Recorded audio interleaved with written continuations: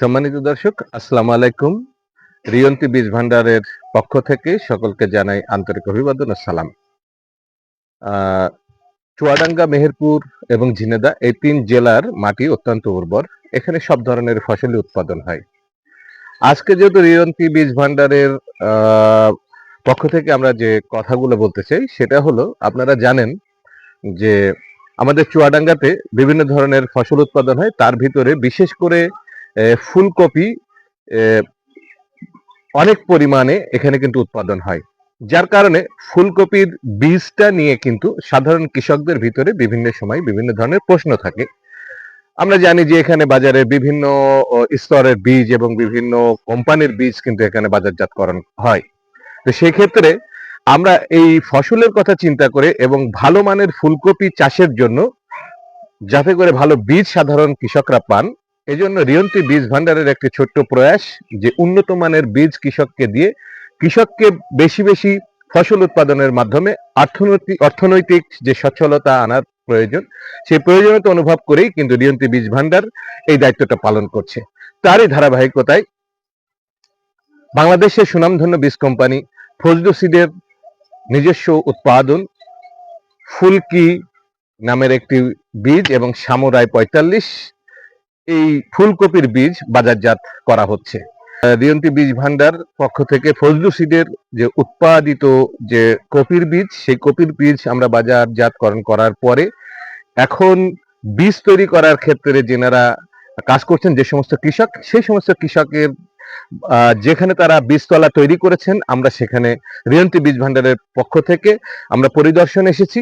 আসলে বীজ দেওয়ার পরে কি ধরনের চারা বের হয়েছে সেটাই আমরা দেখানোর জন্য মূলত এখানে এসেছি। আজকে আমরা উপস্থিত হয়েছি মেহেরপুর জেলার সিংহাটি গ্রামে একজন সাধারণ কৃষকের সাথে আমরা কথা বলবো, যেহেতু উনি রিয়ন্তি বীজ ভান্ডার থেকে ফজলু সিডের এই ফুলকি নামক বীজ এবং সামুরাই বীজ উনি নিয়েছেন। উনি বীজতলা তৈরি করেছেন। আমরা আপনাদেরকে একটু দেখানোর চেষ্টা করি। এই যে আমার পাশেই কিন্তু বীজতলা, এখানে কিন্তু চারা দেওয়া হয়েছে।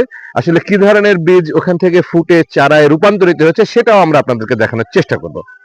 তা আমরা এই পর্বে একটু কথা বলতে চাই যে কৃষক ফুলকপির বীজ নিয়ে, অর্থাৎ ফুলকি বীজ, ফজলু সিডের যে ফুলকি বীজ নিয়ে উনি বীজতলা তৈরি করেছেন এবং চারা তৈরি করেছেন, ওনার সাথে একটু কথা বলতে চাই। আসসালামু আলাইকুম। ওয়ালাইকুম আসসালাম। ভালো আছেন? আলহামদুলিল্লাহ। জি, আপনার নাম কি? আমার নাম আলিম। আলিহিম। আচ্ছা আলিহিম ভাই, আপনি আপনার যে বীজতলা আমরা দেখলাম, ফুলকপির বীজতলা তৈরি করেছেন, এই বীজ আসলে কোথা থেকে নিয়েছেন আপনি? রিয়ন্তি ভান্ডার থেকে নিয়েছি। রিয়ন্তি বীজ ভান্ডার থেকে নিয়েছেন। এই বীজ আসলে আপনি তো জানেন যে বাজারে অনেক ধরনের বীজ আছে, কিন্তু সেই বীজ বাদ দিয়ে কেন রিয়ন্তি বীজ ভান্ডার থেকে আপনি ফজলু সিডের বীজ নিলেন? আমি আগে করতাম ওই বীজ, আমি এই নতুন কি বীজ করতেন আপনি? নিন্দা করতাম, নিন্দা এখন নতুন বীজ ওঠার কারণে আমি পরীক্ষা করার জন্য নতুন বীজ লাগাচ্ছি। আচ্ছা আচ্ছা, ফলন বেশি পাওয়ার জন্য। আচ্ছা আচ্ছা। তো এই বীজ কিনেছেন কত টাকা করে? 900 টাকা করে মনে হয় সম্ভবত মূল্য দিয়েছে। আচ্ছা আচ্ছা আচ্ছা।